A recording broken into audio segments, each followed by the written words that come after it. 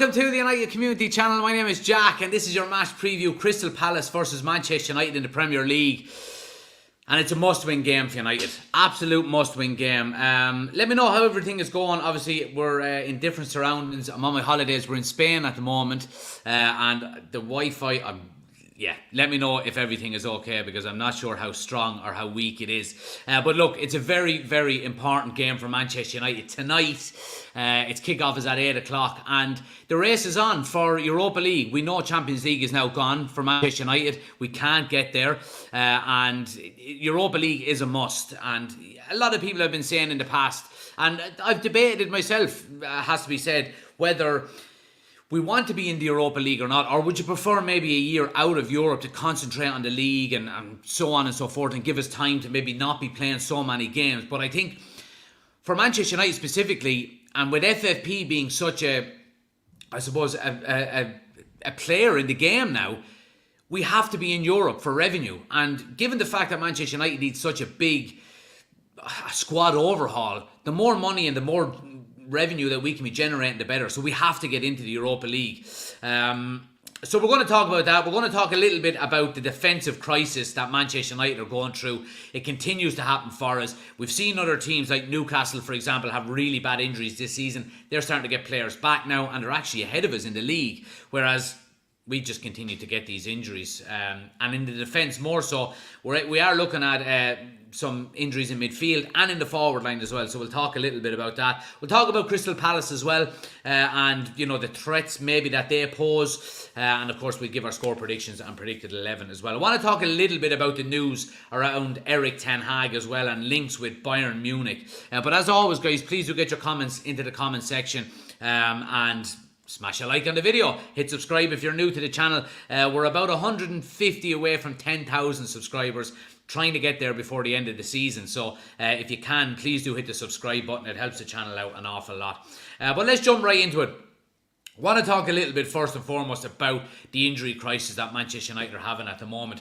We heard only yesterday that Harry Maguire is out with a muscular injury and he will be out for up to 3 weeks. So it's going to be touch and go whether he's actually going to be available for the FA Cup final. And look, we do know and we have seen the likes of Lisandro Martinez is back in training this week. Now again, the last thing on God's green earth that we want to do is rush him back onto the field to play games when we've done that a couple of times this season and we've seen a reoccurrence of his injury. So we don't want that to happen. We also know then, of course, that we're looking at massive injuries in the back four. Centre backs, we're looking at Cambuala is out, Maguire is out, Lindelof is out, Varane is out, Martinez is out. And I think Johnny Evans is touch and go whether he actually is going to be available for the game or not. So we are absolutely decimated when it comes to injuries in the back line. And it's really, really concerning. It really is. We've seen Casemiro over the last couple of games play at centre-back. He's done okay in fairness. But we know, obviously, he's not... he's who we want to have there as our main centre-back. It's really, really concerning, it has to be said. Harry Maguire supposedly was playing through some injuries because needs must, and we had to try and play him because he was the only fit available central defender at the time. But that's obviously caught up on him, and it's caught up in him in a bad way. Will he miss the FA Cup final? Like I said, it's going to be touch and go. If you're getting the likes of Varane, Martinez back by then, and they're fit and ready to play, then, does Maguire start anyway? That remains to be seen. I think maybe given the good season that he has had, I think he probably deserves to start in the FA Cup final. And again, you have to think about Martinez coming back. If the goal is to get Martinez back for the FA Cup final only, then, how match fit and how sharp is he going to be going into a final against the juggernaut that is Manchester City? So there are questions that need to be asked there. Now, I do think that, if we could get Martinez back over the next couple of weeks and get some minutes on the field, then absolutely fantastic. We've seen clips of him training this week. I think Luke Shaw was back in training this week as well. So, look, not only is the FA Cup final the pinnacle of the season, But we've also got to get into this Europa League spot. We've got to get into the Europa League spot. When we look at the table, obviously we're the last to play. We're the last game in this round of fixtures. And Manchester United currently sit in 8th place, with Newcastle and Chelsea above us in 6th and 7th. Now, we can jump back into 6th. If we win today, we would go a point ahead of Newcastle, and we would go 3 points ahead of Chelsea. Chelsea are ahead of us on goal difference. It's crazy to think the terrible season that Chelsea have had, that they're actually ahead of us in the league table, and Newcastle equally. It would, if we win tonight, it would also put us only 3 points off of Spurs. Obviously, Spurs lost to Liverpool yesterday. I don't think anybody really expected them to win. But if they continue to falter over the next 3 games between now and the end of the season, there could be an opportunity to pip that 5th place spot. But it is going to be 5th and 6th for Europa League.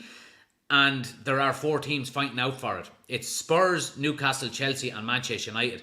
And we're all in the race for it. And 4 doesn't fit into 2. Last time I checked anyway. So United really do need to be on it over the next few weeks. Again, like I said, injuries are not helping. And if we're looking at, centre-back and back-line in general, like I said, just in terms of, injuries with the back line. Luke Shaw, Terrell Malacia, Rafael Varane, Lissandro Martinez, Victor Lindelof, Willy Cambuala, Johnny Evans, Harry Maguire, all injured. Now, Johnny Evans is touch and go, supposedly. Look, you don't want to have any excuses, but we've been talking about Erik ten Hag an awful lot over the past few weeks and months about, him potentially keeping his job and so on and so forth. Right, he's got us potentially into Europa League spot with them kind of injuries. I think, look, we're not going to get onto, we'll get on to Erik ten Hag in a few minutes, but I think, I think that plays a massive part. See what people are saying here. Ben is in, good to see you.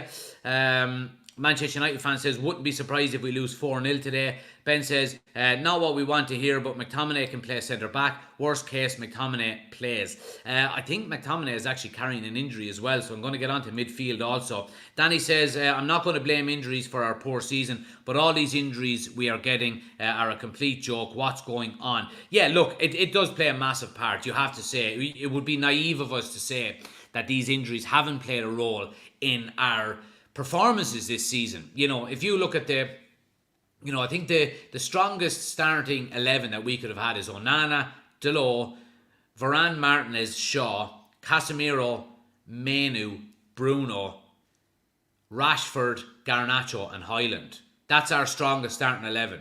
That starting 11 has played together once this season. Only once. So I think we've had 30 combinations of a back 4, which is absolutely crazy. And I think that's only in the league as well. So, it's been absolutely detrimental to United. Now, again, some of the performances haven't been good enough either. You do have to, level some form of criticism towards the players that are actually playing the games and that are not getting injured, because it hasn't been good enough. It just hasn't.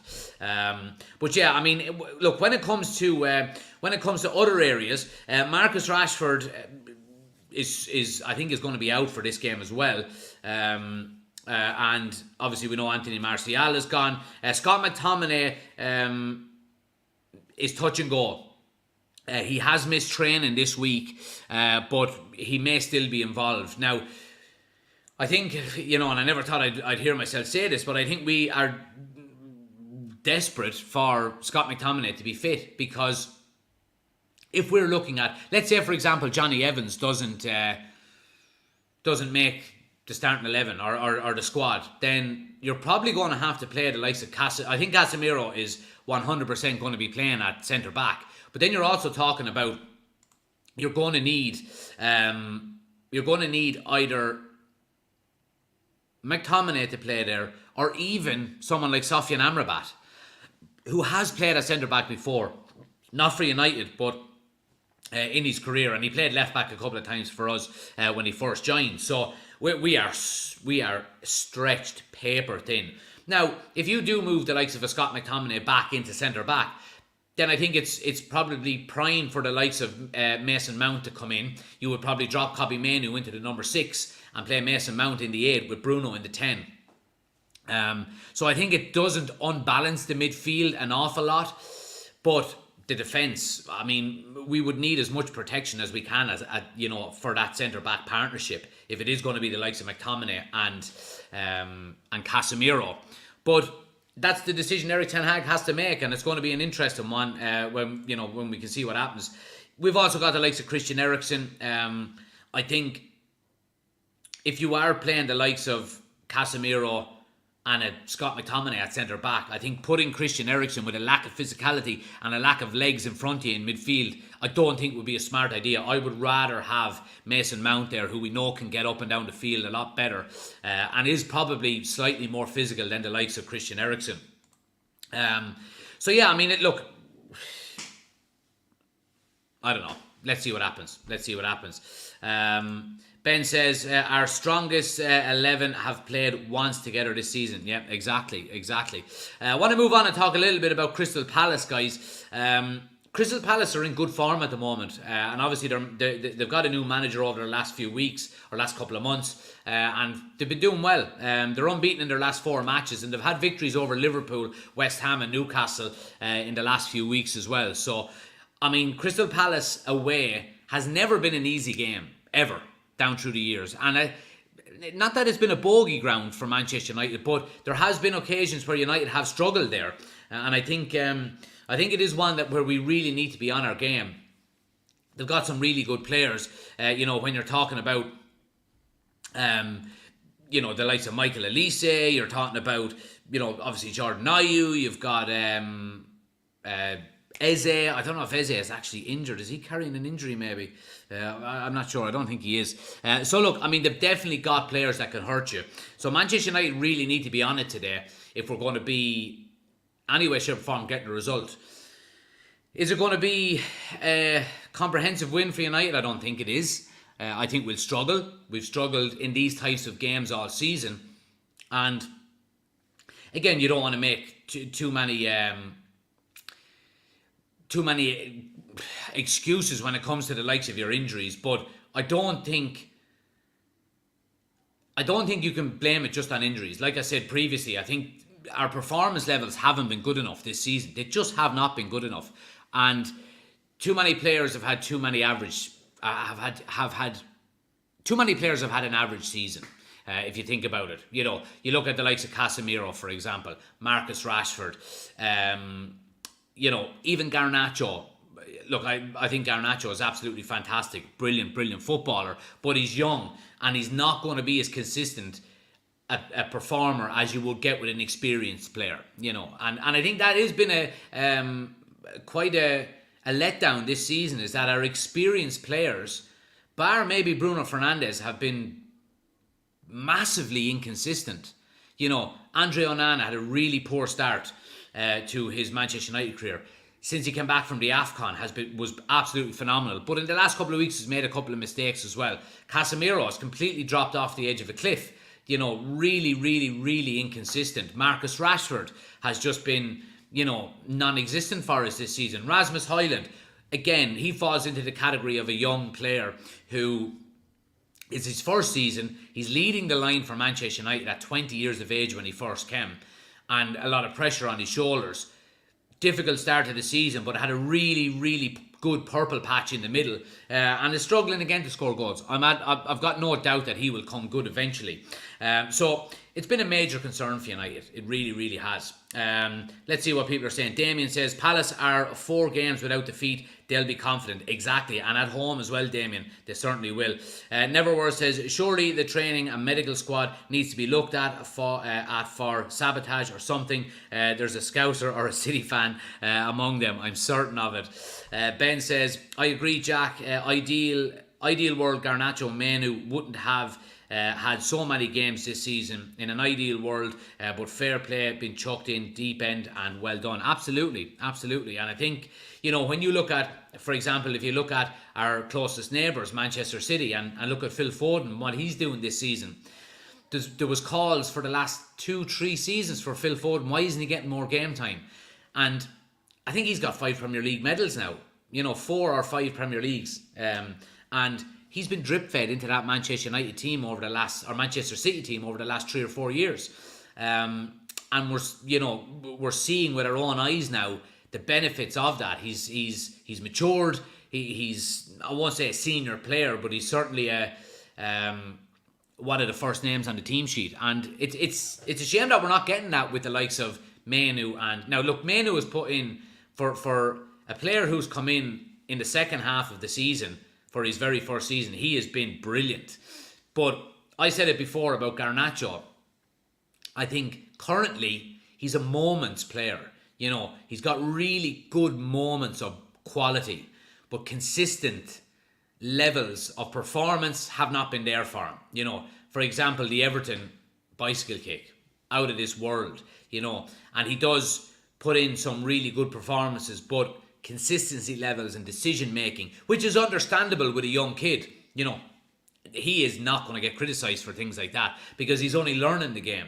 You look at Kobbie Mainoo, for example, such a mature head for such a young player, you know, but needs time to learn the game and learn, you know, to play at the top level, even though he's so capable of it at the moment. But I don't think he's going to get that luxury. And I don't think Garnacho is either. And I think, especially with Garnacho, he strikes me as the type of player now. He's had that, you know, I think he had 30 consecutive starts for Manchester United, something like that, or 30 consecutive appearances for Manchester United under Erik ten Hag. Is he going to want to go back to 20, 25 games a season? Absolutely not. You know, he's in there now, and I think he's there to stay. Neverword says, Onana, Shaw, Licha, Varane, Dalot, Mainu, Casemiro, Garnacho, Bruno, Rashford, Highland, our strongest current starting 11, and Ten Hag's been able to use it once this season. Yeah, we mentioned that already. It's been crazy. It's been absolutely crazy. So, predicted 11, guys. Let me know your predicted 11 in the chat. Again, like I said, there are some areas that we can mix and match here, depending on who's available. Again, is Johnny Evans going to be available? It's touch and go. Is Scott McTominay going to be available? Touch and go. I think when we're talking about the back four, obviously Andre Onana starts. Your fullbacks are going to be Dalot and Wan-Bissaka. Whether they play on the right or left, that remains to be seen. Centre back, I think Casemiro is 100% going to be in there, given the lack of centre backs we've got. If Johnny Evans is fit, he plays, in my opinion. If he's not fit, then I think it's a toss-up. I think it's a toss-up between Scott McTominay or Sofyan Amrabat. Now, I would probably prefer Scott McTominay to go in there because he's played more football. If you're putting Sofyan Amrabat in there, he's barely played since he came to Manchester United. And his loan spell has not been a success by any stretch.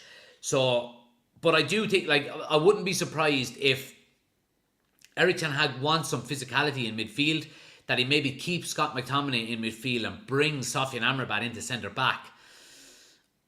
But that remains to be seen. I think it's probably going to be Scott McTominay. Moving into midfield then, I think the most likely scenario is that we see Kobbie Mainoo drop into the 6. I think Mason Mount comes in at the number 8, and then obviously Bruno Fernandes in the number 10. Now again, if he wants a little bit more physicality in that midfield, because that is a very, I won't say light midfield, but it's not a very physical midfield, especially when you're going away to Crystal Palace where it's going to be a battle. I wouldn't be surprised if a Scott McTominay or a Sofyan Amrabat actually plays in there. Now that probably means Mason Mount drops out, and I think if that's the case, he's probably thinking to himself, what in the name of God do I need to do to get into this bloody team? So yeah, there are the two options there. I would take a chance because we need to score goals and we need to be creative. I would go with Mainoo, Mount and Fernandes. And if we can get a goal or two up, then you can maybe look at bringing in somebody like an Amrabat or a McTominay into the midfield and shutting up shop a little bit.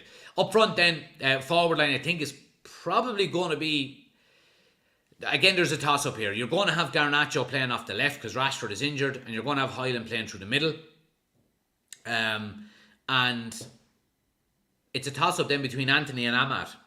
I think probably Ahmad deserves an opportunity. I think Anthony has played a couple of games now on that right-hand side, started a couple of games. So, yeah, I think, now look, again, if you go back to the Chelsea game, for example, at Stamford Bridge, Anthony was up there with our man of the match. He was fantastic, and then didn't play for a couple of games after that. or didn't put in good performances as well. So I think maybe Ahmad does deserve to get the nod. So yeah, Onana, Delo, Wan-Bissaka, Casemiro, McTominay, Menu, Mount, Bruno, Garnacho, Highland, and Ahmad. That would be my starting lineup. And look, I mean, I think that starting 11 is good enough to go out and win the game. I really, really do. I really do. Danny says, according to reports, Man United are looking to swap Bruno for Frankie de Jong this summer. No, I don't think that's going to happen. I think they're two different players. Frankie de Jong is more a number 6 to 8, where Bruno is a number 10. Danny says, Onana, Delo, Wan-Bissaka, Casemiro, Evans, Mount, Menu, Bruno, Garnacho, Ahmad, and Rasmus. Neverword says, Onana, Wan-Bissaka, Amrabat, and Casemiro at centre-back, Delo, Menu, McTominay, Garnacho, Bruno, Mount, and Highland. There we go. Finn is in. He says, Amrabat gives us nothing. Anyone at all would do instead. There we go. Score predictions, guys. Let me know your score predictions. Look, I mean, this is a game that I am concerned about. I won't lie. We have dropped to 8th place in the league table after Chelsea and Newcastle won on the weekend. We will go back up to 6th if we win tonight. So a win is a must. It's an absolute must. But it's not a foregone conclusion. Given how we've been playing this season, I don't think we're guaranteed to win. We're definitely not guaranteed to win. I think we'll concede. I do think we'll concede, and it remains to be seen then whether we actually go out and score. I'm going to go with a United win. Always back Manchester United. I'm going to go with a 2-1 win to United. I think it's probably the most realistic result if we are to get a victory. But again, I mean, I wouldn't be surprised if it was 2-1 to Crystal Palace or 3-1 to Crystal Palace, wherever the case may be. But yeah, I'm concerned. I really am. Bennett says, I'm going 2-2 draw. Not what I want, but what I'm feeling. Danny says, I'm going to go 2-1 to United. That head's telling me that, but my heart's telling me 2-1 to Palace. Neverword says, it's got 1-1 draw all over it. With these injuries, I'm going to be optimistic and say we get a 2-1 win. Ushin says, are those jerseys real behind you? It's a must win, or we're finishing 8th, says Finn. It's a big possibility. It really, really is a big possibility. I would rather finish 8th than 7th. Whatever about the Europa Conference League. Ushin says 2-2 draw for me. Yeah, so look, good few people going with a draw. I'm going to go with a 2-1 win, but again, I mean, it's not a prediction with too much confidence, to be honest with you. Guys, I want to move it on then for a little bit, for the next maybe 5 or 10 minutes or so, and talk a little bit about some of the Manchester United news. Obviously, we haven't been live in a few days while I've been travelling. But I want to talk a little bit about Erik ten Hag and the links coming out. Again, this is coming from Plettigol, Florian Plettenberg, who works for Sky in Germany. Reliable source said Erik ten Hag is back on the list of Bayern Munich managers after Ralf Rangnick rejected their offer. So as we know, Bayern Munich were in advanced negotiations with Ralf Rangnick to become their new manager, because we know Thomas Tuchel is leaving in the summer, and for whatever reason that deal has fallen through. So Erik ten Hag supposedly is back on the radar for Bayern Munich. They want him as a manager. The report says Erik ten Hag is ready for Bayern if it is decided he will leave at the end of the season. 2 other teams have expressed interest in ten Hag, and Bayern Munich supposedly have held talks with ten Hag's management in the last few weeks. If he has to leave Manchester United at the end of the season, he's ready for Bayern Munich. Now, this just goes back to what I've been saying over the last few weeks and months, is that I think we have already got a good manager. I think we do. When you're looking at the likes of Bayern Munich wanting him as their coach, I think it just goes to show that he's been dealt a really, really bad hand at Manchester United. Now, in a number of different ways. I think he hasn't been backed properly in the transfer market. That has nothing got to do with Ineos. That has got to do with, the previous regime. And of course, all of the issues that we've had this season. injuries, Greenwood, Sancho, the list goes on and on. Last year, Ronaldo, all these kind of things. I think he has been dealt, quite a difficult hand. And I think the idea that Bayern Munich are looking at him just goes to show that I think they probably think the same way. Obviously he was the B team manager at Bayern Munich in the past when Guardiola was the first team coach. So I think Bayern Munich are not idiots. You know what I mean? They appoint people as managers who are good managers. They don't appoint bad managers. Even Thomas Tuchel, has had, quite a difficult time there, over the last couple of seasons. But he's got them, potentially into a Champions League final if they can get over PSG, or if they can get over Real Madrid in the on Wednesday, Tuesday or Wednesday night, whatever it is. So I think it just reiterates the fact that we've got a good manager. And I've said this before, if it wasn't Erik ten Hag that was our manager now, let's say it was another random manager that was, potentially going to lose his job at the end of this season, we would be looking for somebody like Erik ten Hag. We would want a coach like Erik ten Hag, with the profile, with the style of play, with the kind of demands that he puts on his players, and a little bit of that discipline that he has as well. We would be looking for somebody like Ten Hag. So I think it reiterates the fact that I think we should keep him for another season. He's got one more year left on his contract. He had a very good season the first year. He's been decimated with injuries this year, and he could still potentially get us into the Europa League. So that's one good season and one bad season. He's got us into 3 finals. Won one of them, lost one of them, and we'll see what happens at the end of this month in relation to the other one. So I think he deserves a chance to see out his contract and go into next season. And I may be completely wrong here, but I have a feeling that Ineos will allow him to do it. Like, if us fans, the fans with, brains in their heads, not these very reactive fans who, get him out. I think, and you're entitled to your opinion. I respect your opinion if you do want Erik ten Hag to leave, but I don't think Ineos will jump to conclusions too much. It's giving managers time it bears fruit so many times, and it has done so in the past so many times. With our own club, with Sir Alex Ferguson back in the 80s. You look at more recent times, Pep, Klopp, Arteta now at Arsenal. I want Erik ten Hag to get more time. I think he deserves it. I think he deserves to work under a proper structure like Ineos, with a director of football, a technical director, and I think he deserves to get some good players into the club to work with the right mentality, with the right enthusiasm, with the right quality. And I don't think he has had that. We have had some good signings. Lisandro Martinez, for example, brilliant signing. Rasmus Højlund is going to be a great signing. I think Casemiro at the time was a good signing, although we overpaid for him. I think Terrell Malacia was a nice bit of business, for 13 million. Andre Onana was a good signing. I think he will come good eventually. It hasn't been all bad, but I think if you bring a structured mentality into the club and not allow Erik ten Hag to be involved in that structure, I think would be really, really harsh. I have to say, I think it'd be really harsh. Let's see what people are saying here. Let's see. Neverworld says, if Bayern are circling, if they are and we sack him, we will regret it. Oshin says, devil's advocate here, but get Tuchel in and Compo for Erik ten Hag. See, the thing about Tuchel is, while I think Tuchel is a great coach, he's fallen out with a lot of clubs that he's been with now. And I've always said it about Tuchel.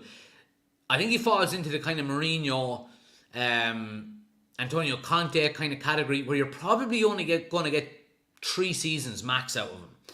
Now I do think he can win you things in them 3 seasons. That's the thing. But what I think United need more than anything else is, because we're going into such a major overhaul and a rebuild over the next couple of seasons, I think we need stability more than anything else. And I think that's why I would prefer Erik ten Hag. NG says, more injuries, just put the season to an end, but still Eric Ten Hag should give the youth a start with Evans in defence later today. We need the FA Cup in order to secure that spot. Danny says, Ajax and Bayern Munich want Eric Ten Hag, so he has options which he might decide to leave himself this summer. So Jim Ratcliffe and Ineos need to show him they will back him or he will go. Managers will not leave, because if they leave themselves, they don't get the payout from their contract. They stay until they're sacked, because if they're sacked, their contract is paid out. You know what I mean? Or there's a severance package, whatever it may be. Finn says, Eric Ten Hag done well for Munich's second team when he was there. They have good time for him. Oshin says, even if City are already qualified... sorry, that's in relation to that one. Yeah. Finn says, if we have the right people pulling the strings in the background, it won't matter as much who the manager is. Have to give him one more season. Neverworld says, City can't take both spots for winning the cup and league position, so the cup spot goes to the runner-up. Okay, there we go. That's what I thought. Never knew there was always a case, but Conference League and UEFA Boxology wasn't sure. Yeah, so I think we can still get into Europa League through the FA Cup as well. Parry Pooperzini says, if Martinez continues to get injuries, was he still a good signing? Well, that remains to be seen. Martinez has been very unlucky. I think the two injuries he's got have been freak injuries. You know, they're not muscular injuries. They're not, you know, the first one, whatever way he turned and popped the bone in his foot. And then the one he got this year, player fell on his knee, he got injured. I don't think he can be deemed as injury prone yet. Now, I do understand that he plays the game in a certain way, in a certain tempo, that probably is going to give him injuries over the remainder of his career. But I think what he gives you out of that, you know, is invaluable. So I'll reserve judgment on that one. But I take your point. I think it is something we have to keep a close eye on. Absolutely, it is. Pretty sure it happens for all UEFA comps, as the City wouldn't be in the Champions League and Europa at the same time. Neverword says Licha wouldn't be as injured if it wasn't for this bollocks medical team. And was he ever injured at Ajax? I'm not 100% sure, to be honest. It's something I must actually look into and check out. Want to talk a little bit as well, finally, guys, before we go, about Jadon Sancho, because Eric Ten Hag has been asked about him. Obviously, you know, a lot of people are getting carried away that Jadon Sancho had, you know, the performance of his life the other night against who were they playing? PSG, was it? I didn't see a massively fantastic performance. Had some good dribbles, took it past players. Yeah, okay. But he's been asked about Jadon Sancho, and Ten Hag says, we had a visit with him, we had a talk with him during his stay there, and we will keep going with this process. We will continue to be in contact and communicate with him. There was a conflict. He was asked about does he still want an apology from Sancho. He said there was a conflict, and let's finish the season first, so stay away from the issue now. It's not important. He has the return of a semi-final in the league. It's not going that well for them, and we have 4 important games in the league and the FA Cup. We will see. Look, I mean, again, there's been talks and there's been a lot of people saying we should bring Sancho back and so on and so forth. Look, I don't think Sancho should ever come back to Manchester United. Now, again, is there a scenario where I do see him coming back and playing? Yes, because players have got contracts. Sancho comes back in and is reintegrated into the Manchester United squad. I think there is, because he's got a contract to see out, you know, and he's well within his rights, like anybody is by law, to see out their contract unless they're paid off, which won't be the case. So there is a scenario where I do see Jadon Sancho continuing at Manchester United, but I think it's a small possibility. I think he will move on in the summer, and I hope he does move on, because he's got a bad attitude. He's massively inconsistent. And I think if Eric Ten Hag is the manager, he won't have him there. So yeah, I'm all for moving him on. Danny says Jadon Sancho doesn't want to come back to Man United. Whether Eric Ten Hag is the manager, he shouldn't be given the chance. Sell him and use the money to rebuild the squad. Exactly, I agree with you there. But he is getting big money at Manchester United, And he will not get that if he moves away from the club. He will not be on the same wages at a different club if Man United sell him. And that's always a big deciding factor. Finn says, the fact people are so shocked we had one good performance tells you all about Sancho. Exactly. Neverword says, one single good game in the Champions League and he's the best thing since sliced bread. Let him go. Yeah, look, I mean, that's the internet talking, you know, isn't it? The fanboys. And Oshin says, he's one of the few that we could get good dollar for, which we need to do for FFP to balance all the incomings we're going to need. Exactly. And that goes back to what we've said before. Outgoings are going to be just as important as incomings this summer, you know, so it's a big deal. Bover says they're saying it's Amrabat and Casemiro at centre-back for the match this evening. We're screwed. Yeah, we just went through that there as well, Bover. Look, we'll see what happens. I'm going to be doing a watch-along for it, guys. The Wi-Fi in the apartment is not the best, so it's probably going to be another on-the-phone job. So I'll find a bar. We'll get set up on the phone and we'll do it and we'll go from there. But I will be live for the game. I might not be live, you know, an hour or half an hour before. It might be just before it. But keep an eye out for it. Yeah, we will be live this evening. So I hope you can join us for it as well. But if you haven't already done so, guys, please do smash the like button. Helps the channel out an awful lot. Hit the subscribe button if you are new to the channel as well. Like I said, I'll be back tonight from 9. Oh, sorry, no. I'm on Spanish time. Sorry. 8 o'clock your time, it's 9 o'clock my time. I might even have a couple of babies in me, so you know how that goes. So happy days. But yeah, guys, look, I appreciate it. Thanks for watching. Hope to see you tonight from 7:30, 8 o'clock. Anywhere in between that time, I'll be going live. So hope to see you then. Have a great day. It's an absolute scorcher outside here in lovely Salou. It's 24 degrees at the moment, and it's only getting hotter. Hope you have a great day. See you soon.